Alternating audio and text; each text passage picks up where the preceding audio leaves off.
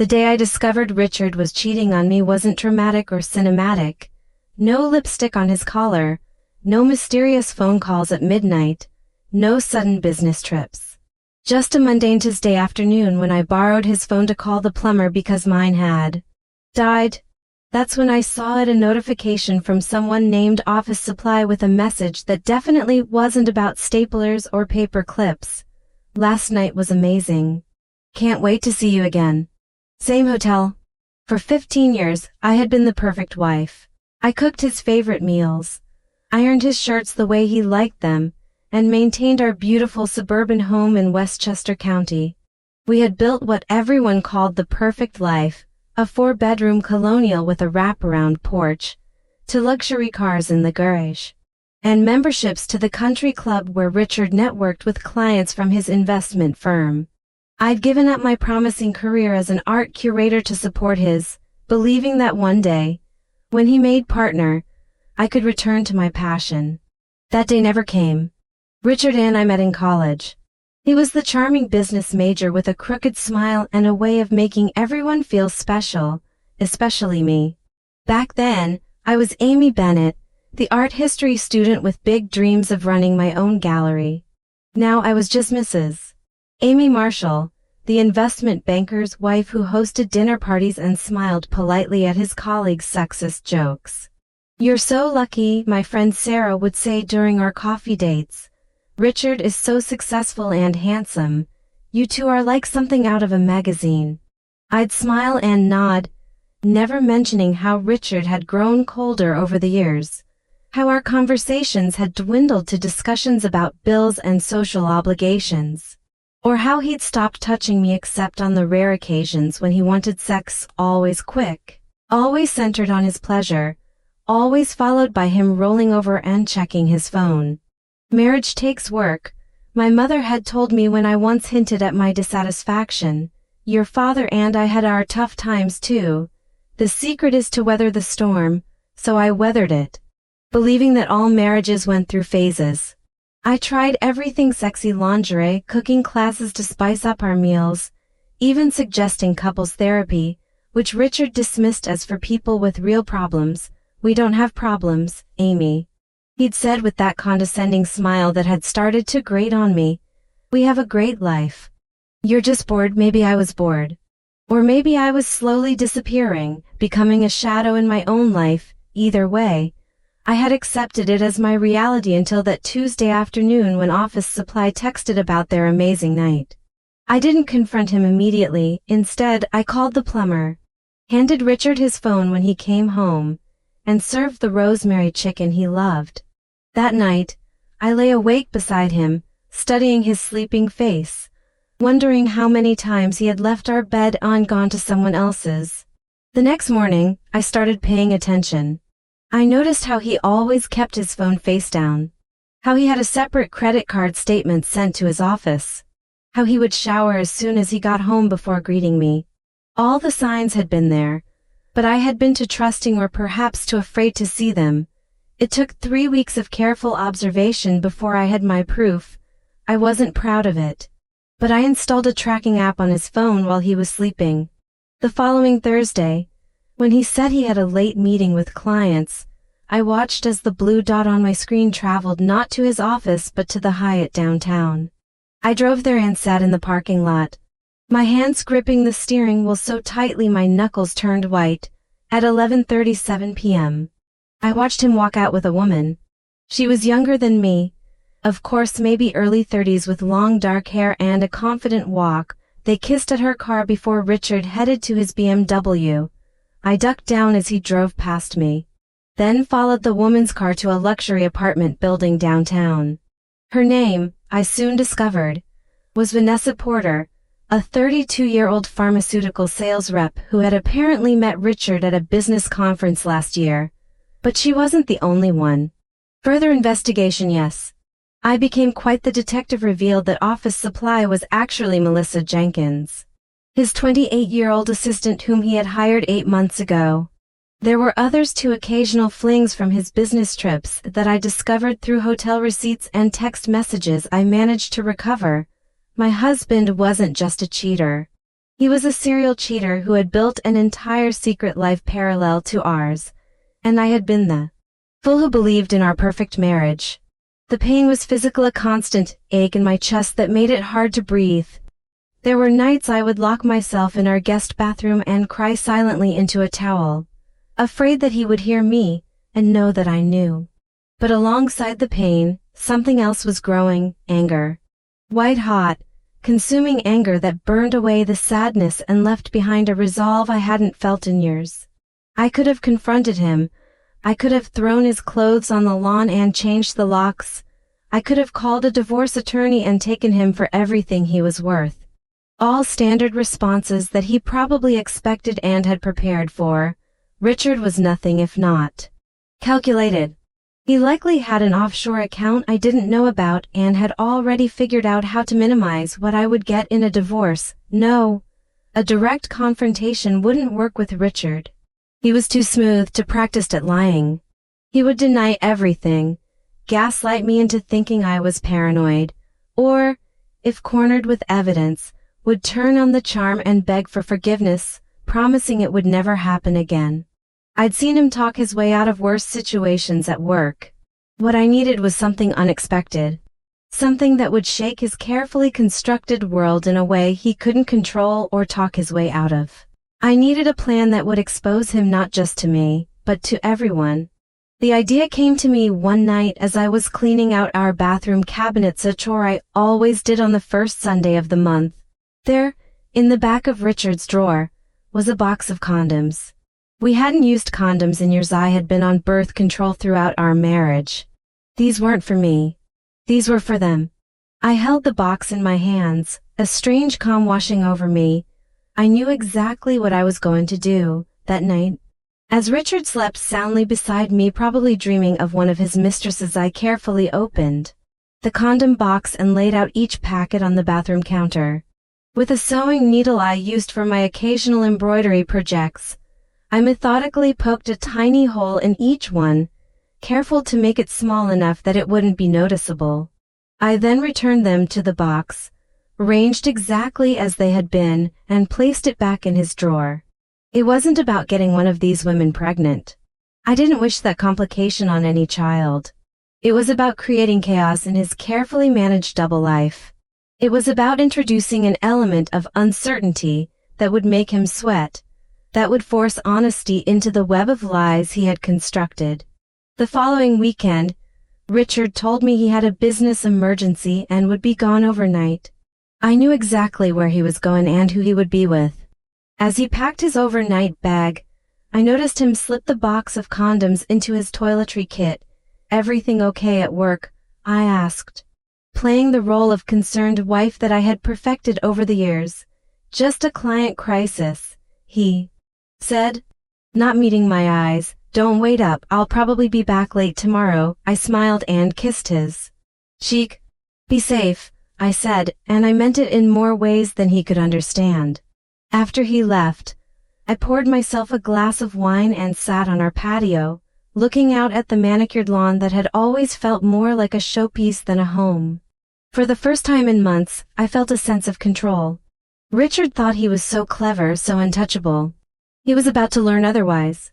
The weeks that followed required patience. I continued to play the oblivious wife while watching for signs of my plan taking effect. Richard seemed normal at first, his usual distracted, slightly dismissive self, but then I began to notice changes. He was checking his phone more frequently, his brow furrowed with concern. He started coming home earlier and seemed on edge. One evening, about a month after my needlework, Richard came home looking pale and distracted. He barely touched his dinner and went straight to his home office, closing the door firmly behind him. I could hear him on the phone, his voice low and urgent, when he finally emerged. He looked like he had aged years in a single evening. "Is everything okay?" I asked, looking up from my book with practiced innocence. "Fine," he snapped, then immediately softened his tone. "Just work stress." But it wasn't work stress. Over the next few days, I pieced together what had happened through careful monitoring of his calls and messages. Melissa, the assistant, had experienced a condom failure and was panicking about potential pregnancy. She had apparently been tracking her cycle and knew she was in her fertile window when they last slept together. Richard was in damage control mode. Alternating between reassuring Melissa and panicking himself, I watched as he searched online for the effectiveness of Plan B and the failure rates of condoms. He even called his doctor friend under the guise of asking for a friend about the chances of pregnancy from pre-ejaculate. It was exactly the chaos I had hoped for, but it was just the beginning. 2 weeks later, it was Vanessa's turn to panic. Another accident, another frantic call to Richard. This time, I was in the next room and could hear his side of the conversation. "That's impossible," he hissed into the phone. "We were careful. No, I don't think you're making it up, but these things are supposed to be 99% effective. Of course I'll help, whatever you need. Yes, I'll meet you tomorrow." When he hung up, he sat with his head in his hands for a long time. I almost felt sorry for him, almost. The real turning point came a week later, when Richard received a call during our dinner with another couple, his colleague Mark and Mark's wife Jennifer. Richard's phone kept buzzing, and after the fourth call from the same number, he excused himself to answer it in the kitchen. I followed under the pretense of getting more wine. "You need to calm down," Richard was saying in a harsh whisper. "I told you I'd take care of it. No, I can't meet you right now. I'm with my wife. I don't care if you're scared. You need to pull yourself together." When he saw me enter the kitchen, he abruptly ended the call. "Client meltdown," he explained with a tight smile. "Let's get back to dinner." But the damage was done. Jennifer had followed me into the kitchen and had overheard enough to raise her perfectly sculpted eyebrows. "Everything okay?" she asked Richard with a knowing look that told me she didn't believe the client excuse for a second. "Fine," Richard said curtly. Brushing past her back to the dining room, Jennifer gave me a sympathetic glance before following him. That glance spoke volumes. It was the look of a woman who knew something was wrong and felt sorry for the clueless wife. Little did she know, I was anything but clueless. The real explosion came 3 days later when all three women, Melissa, Vanessa, and a third I hadn't even known about named Tanya, discovered each other's existence through a spectacular chain of events that I couldn't have orchestrated better myself. Apparently, Richard had been so distracted by juggling the 2 potential pregnancy scares that he mixed up his scheduling and had accidentally sent the same reassuring text message to both women at the same time, a message promising that he would make everything right and that he was working on leaving his situation at home. Both women, thinking the message was uniquely for them, had been momentarily reassured, but then Melissa, who as his assistant had access to his work calendar, noticed a recurring appointment labeled VP Sales meeting that coincided with time she knew Richard was unavailable to her. Suspicious, she used her access to his work email to dig deeper and found hotel reservations and dinner receipts for 2. She also found emails to someone named Tanya with similar promises of a future together. What followed was worthy of a soap opera. Melissa contacted Vanessa, who contacted Tanya, and the 3 women compared notes. They discovered not only that they were all involved with the same married man, but that they had all experienced the same bizarre condom failure within weeks of each other. The women, understandably furious, decided to confront Richard together. They chose a time when they knew he would be at his office, a Wednesday afternoon, when he usually had a blocked period on his calendar for strategic planning, which they now knew was code for meeting one of them. I wish I could have been a fly on the wall for that confrontation. From what I pieced together afterward, it involved a lot of yelling, tears, and Richard desperately trying to talk his way out of a situation that had no good exit. The commotion was so disruptive that his boss and several colleagues came to see what the disturbance was about, just in time to hear Melissa announce that she was pregnant and that Richard had promised to leave his wife for her, only to discover he had made the same promise to at least 2 other women. By that evening, the story had spread through Richard's entire office. By the next day, it had reached our social circle. Jennifer called me, Her voice, a mixture of concern and barely concealed excitement at being the bearer of such dramatic news. Amy, I don't know how to tell you this, she began. But there's been an incident at Richard's office. People are talking. I thought you should hear it from a friend first. I listened in silence as she recounted what she knew, making appropriate gasping sounds at the right moments. I had no idea, I said when she finished, my voice trembling just enough to be convincing. He's been distant lately. But I never thought. Oh honey, Jennifer said. I'm coming over. You shouldn't be alone right now. Within hours, my house was filled with concerned friends, all eager to support me while simultaneously mining the situation for every salacious detail. I played my part perfectly, the shocked, devastated wife who had been completely blindsided by her husband's betrayal. How could I have been so stupid? I cried to Sarah, who had rushed over with a bottle of wine and a carton of ice cream. 15 years of marriage, and I never suspected a thing. Men are pigs, she said, pouring me another glass of Chardonnay. But 3 women at once, and all of them possibly pregnant. It's unbelievable, it was unbelievable. And that's what made it so perfect. The story was too outrageous, too scandalous not to spread. By the end of the week, Richard couldn't show his face at the country club. His boss had put him on a leave of absence to sort out his personal affairs. Our neighbors would fall silent when either of us walked by, then erupt in whispers as soon as we were past. Richard finally came home 2 days after the office confrontation. He looked like a broken man and shaven, eyes bloodshot, his usual confident posture replaced by a defeated slouch. He found me in the living room, calmly reading a book. Amy, he began, his voice hoarse. I don't know what to say. I marked my place in my book and set it aside. About what, Richard? He looked startled by my calm. You must have heard. About what happened at the office. You mean about your 3 mistresses showing up and causing a scene? About how they're all claiming their condoms failed and they might be pregnant? About how you promised each of them you'd leave me? I kept my voice even, almost conversational. Yes, I've heard. I can explain, he started. But I cut him off with a laugh. Can you?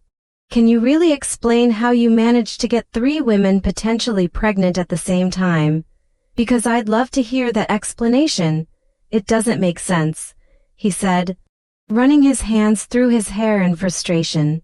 I was careful. I always used protection. The chances of 3 condoms failing like that, it's statistically impossible. I allowed myself a small smile. Yes, it does seem rather coincidental, doesn't it? He stared at me, confusion giving way to suspicion. Amy, what did you do? I stood up and walked to the bar cart, pouring myself a measure of the expensive scotch he usually didn't like me drinking. I did what any dedicated wife would do, Richard. I took an interest in your activities. What are you talking about? The condoms in your drawer. The ones you thought I didn't know about. Did you ever check them carefully before using them? Did you notice the tiny pinprick in each one? Probably not. It was very small. Just big enough to guarantee failure without being immediately obvious. The color drained from his face. You sabotaged my condoms. Do you have any idea what you've done? I took a sip of my scotch, savoring both the burn of the alcohol and the look of horror on his face. I've created consequences, Richard. Something you've managed to avoid for far too long. This is insane, he sputtered. You could have created 3 unwanted pregnancies. 3 innocent children could have, I agreed, but didn't. What do you mean? I mean, Richard, that while I did poke holes in your condoms, I also took steps to ensure there wouldn't actually be any pregnancies. His eyes narrowed. What did you do? Let's just say that the expensive protein powder you add to your morning smoothie has been supplemented with a special blend of herbs known for their anti-fertility properties for men. Temporary, of course, but quite effective when taken consistently for several months, which you have been. It was a lie, of course. I hadn't tampered with his protein powder. The holes in the condoms were real, but small enough that pregnancy was unlikely, though not impossible. But Richard didn't need to know that. The doubt, the uncertainty, that was part of his punishment. You're bluffing, he said, but I could see the calculation in his eyes. trying to determine if what I was saying could be true. I shrugged. Maybe. Maybe not. I guess those 3 women will find out soon enough, won't they? And so will everyone else who's been following this little drama. I'll tell them, he threatened. I'll tell them all that you sabotaged the condoms. Go ahead, I said calmly. Tell everyone that your wife had to resort to poking holes in your condoms because you were sleeping with multiple women behind her back. See how that works out for your already shattered reputation. He was speechless, trapped by the public narrative that had already formed. Richard Marshall, the cheating husband who couldn't even cheat responsibly, who had potentially impregnated 3 mistresses through his own carelessness. Why, he finally asked, why not just confront me or file for divorce like a normal person? I set down my glass and looked him directly in the eyes. Because you took 15 years of my life, Richard. You took my career, my dreams, my trust. You made me doubt myself, made me think I was crazy for feeling that something was wrong.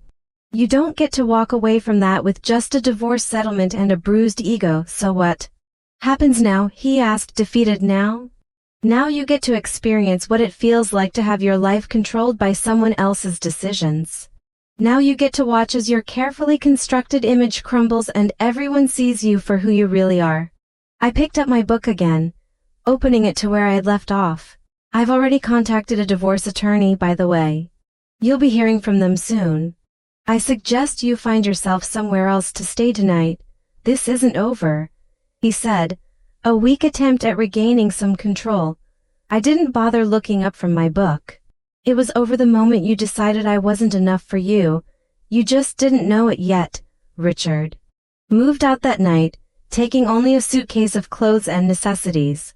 In the weeks that followed, the scandal continued to unfold. All 3 women had pregnancy scares, but no actual pregnancies, a detail that added to the bizarre nature of the story but didn't diminish it. As impact, Richard's reputation was in tatters. His firm, concerned about the negative publicity, offered him a transfer to their Seattle office, which he accepted, eager, I'm sure, to escape the whispers and stares. The divorce was finalized 6 months later. Thanks to the public nature of his infidelity and the excellent attorney I hired, I received a settlement that was far more generous than what Richard would have offered had I simply confronted him privately. I kept the house, half of our investments, and received substantial alimony that would allow me to finally restart my career in art curation. 2 years have passed since then.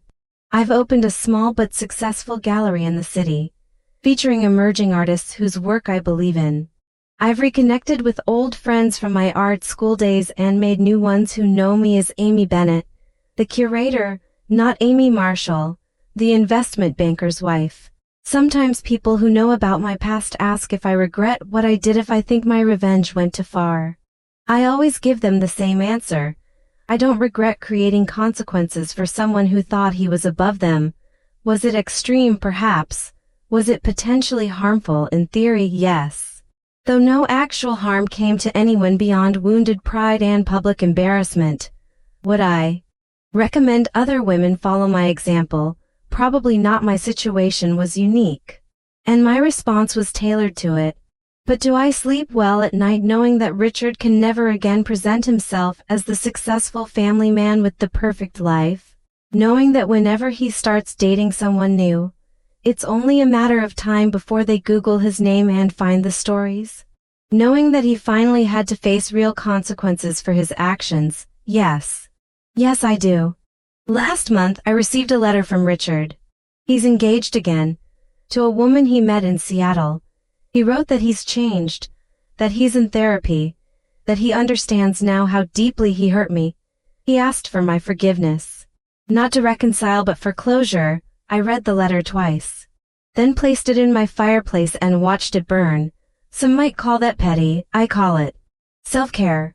The old Amy would have responded, would have needed to have the last word, would have sought validation even in his remorse. But I'm not that woman anymore. I don't need Richard's contrition or anyone else's approval. The scandal that exposed him also freed me from the role I had been playing for 15 years. From the doubt that had clouded my judgment, from the fear of being on my own. People often mistake revenge for an act of hatred, but sometimes it's an act of self-reclamation. My revenge wasn't about making Richard suffer. It was about forcing honesty into a situation built on lies. It was about creating a disruption so significant that we could never return to the imbalanced dynamic we had settled into. I don't hate Richard anymore. In fact, I rarely think about him. But on the occasional evening, when I sit on my patio, which I've redesigned with a garden of my own choosing, I raise a glass to the woman I was and the lesson she taught me. That we all have more power than we realize. Especially when we're willing to break the rules of engagement. So here's my advice to anyone who finds themselves betrayed as I was. Don't let someone else write your story. Don't accept the role they've assigned you. And remember that sometimes, the most effective response to chaos isn't order, it's more chaos. But chaos of your own making, chaos with purpose. After all, as any good artist will tell you, sometimes you have to break something down completely before you can create something new and beautiful from its pieces.